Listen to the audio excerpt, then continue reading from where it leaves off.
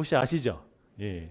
이 오은영 박사님은요, 아주 탁월하게 질문을 잘하세요. 그래서 오은영 박사님이 뭐 그런 게 있죠. 우리 아이가 달라졌어요. 라는 프로그램이 굉장히 유명하잖아요. 예, 그리고 거기에 또 이제 금쪽이도 나오고.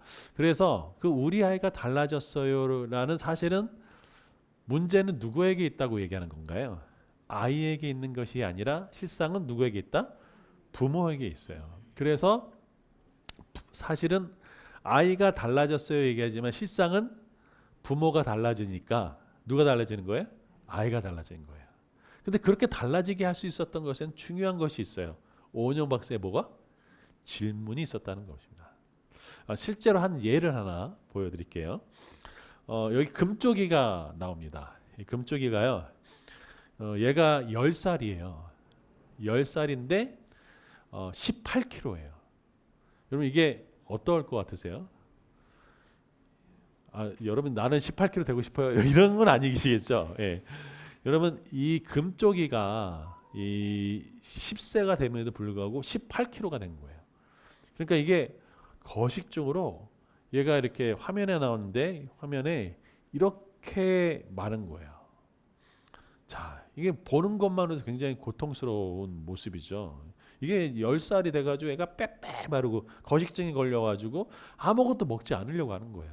자, 이 원영 박사가 이제 이것을 상담하면서 이렇게 이제 부모에게 이야기를 했어요. 이제 부모님인데 이 부모님에게 쭉 관찰하면서 이렇게 질문을 했어요.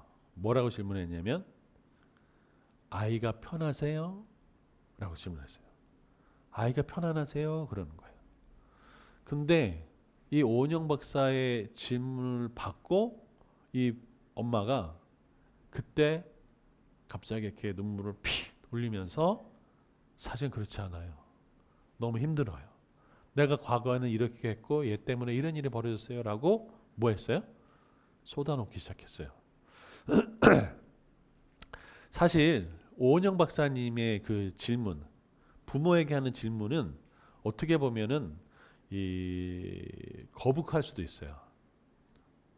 어떻게 보면 여러분 한번 생각해 보세요. 부모한테 당신 아이가 편해요. 그러면 어떤 의미에서 뭔가 부담스러운 존재, 사랑하고 싶지만 사랑하기 못하는 그런 느낌을 주잖아요. 근데 이 오은영 박사의 질문을 통해서 사실 오은영 박사가 이야기하고 싶은 것은 뭐냐면 이런 거예요. 당신이 힘들다는 것을 내가 뭐한다? 안다. 이 질문 안에는 그것이 담겨져 있는 거예요. 그러니까 어땠을까요? 거기서 이 사람은 나의 정말 힘든 걸 아는구나. 내가 얼마나 힘들어서 이제 내 얘가 나한테 편한 존재가 아니라는 것들 알아요. 근데 여러분 생각해 보세요. 부모가 자녀에게 너는 편안한 존재가 아니야. 내가 스스로 생각해도 왜 자녀가 나한테 편안한 존재가 아니야. 내 부모로서 뭐 문제가 있구나라고 생각하니까 거기에 뭘 쓰고 있는 거예요? 가면을 쓰고 있는데 그 가면을 뚫고 들어가가지고 아이가 편안하세요? 얘기하니까 뭐가 생기는 거예요? 공감이 되는 거죠. 나의 힘듦을 아는구나. 그래서 어떻게 된 거예요?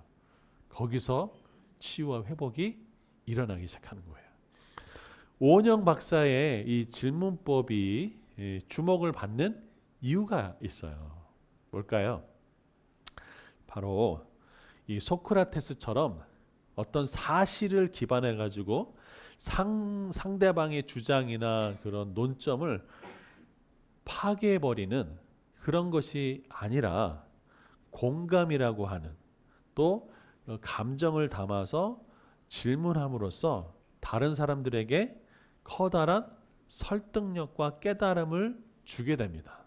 그래서 뭐를 가져가 줘요?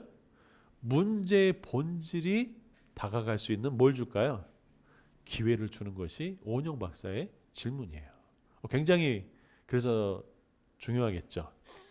여러분 그래서요 오은영 박사님의 질문법을 이렇게 요약할 수 있어요. 뭐냐면 상황에 대해서 핵심을 뚫고 그 핵심을 정확하게 건드리는 그 질문은 모든 상황을 뭐하고요? 정리하고 통제하는 뭘 갖게 돼요? 힘을 갖게 돼요. 그래서 질문은 아까 퀴즈가 뭐였었죠? 뭐뭐가 된다. 뭐가 됐을까요? 정리가 된다. 질문은 통제가 된다라는 거예요. 퀴즈 정답 첫 번째 정답이 나왔네요. 뭐예요? 정리와 통제. 둘 중에 하나 하시면 됩니다. 먼저 쓰신 분에게 또 선물을 보내드리도록 하겠습니다. 여러분 그런데요. 그러면 질문이 있어요.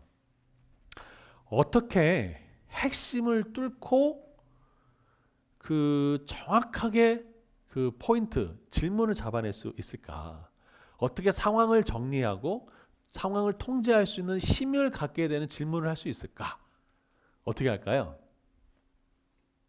여보세요? 어떻게 할까요? 그게 뭘까요?